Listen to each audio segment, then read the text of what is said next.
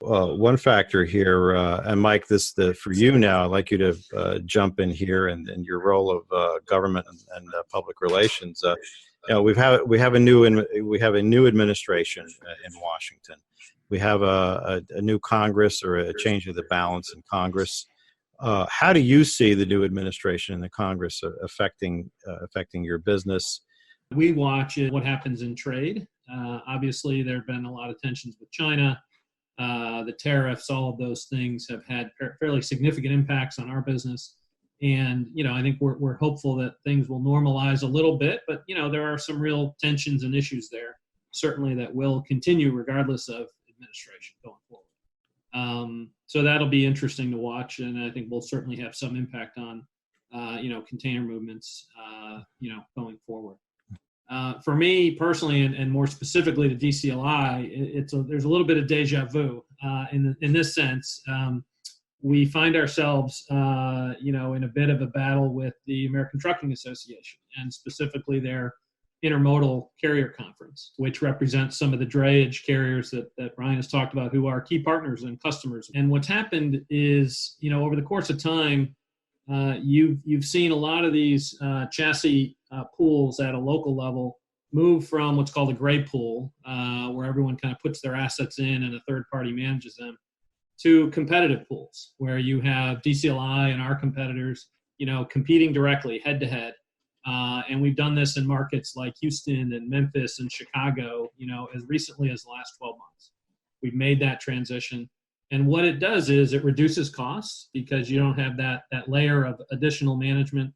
It allows us to work much more directly with our customers, to invest in our assets, and to compete and differentiate our service in ways that you just can't do with a gray pool. And the feedback we've gotten from the vast majority of motor carriers is that the quality of the assets has gone up. In the Gulf, for example, we put 1,000 chassis into that market over the course of the last year, at a time when demand for chassis was very high. And that's been very positively received. The ATA, however, has asked the Federal Maritime Commission to intervene in this market in a way the federal government never has, and certainly the Federal Maritime Commission never has in a surface transportation mode. And, they want to kind of mandate gray pools everywhere, which we think would be a huge mistake. Investment would dry up. Quality of the assets would go backwards after 10 years of improving substantially. We use an analogy.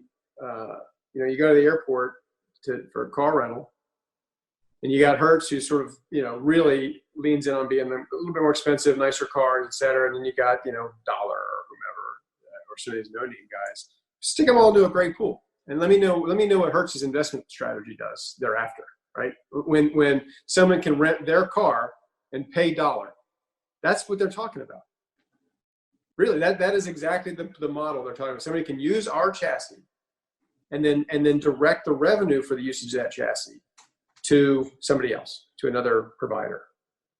That's what their version of gray pools means. And if you think about it, the arguments are very comparable to what the railroads have been, saying to the STB for 25, 30 years now, which is, allow us to invest, right? Encourage us, incentivize us to invest, right?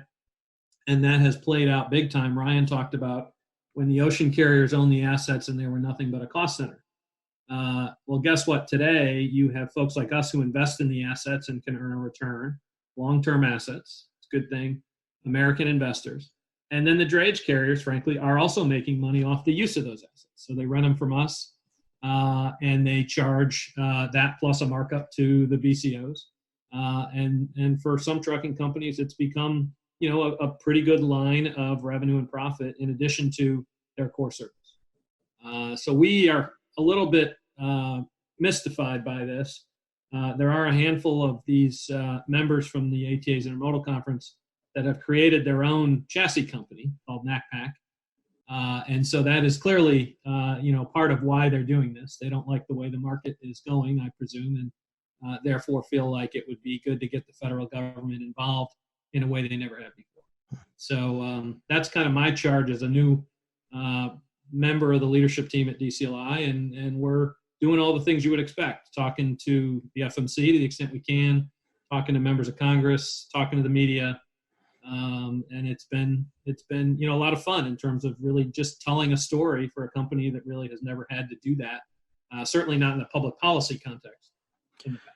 So you're dealing with similar issues as you did at RSI, the legislative things, and trying to push back efforts at re-regulation, working on things like truck size and weight, trade tariffs, all these things. So it's common. It's across the board, regardless of mode. You're dealing with not necessarily the same issues, but the same types of issues. Very, very similar. And I think, when you really think about it, to the extent people have to think about chassis, right? If you're a railroad or a trucking company or an ocean carrier, the key thing is having them available and having them be high quality, right? That's what you care about. Mm-hmm. And the best way to do that is to have a federal policy that encourages investment and competition. And that's what these competitive pools do.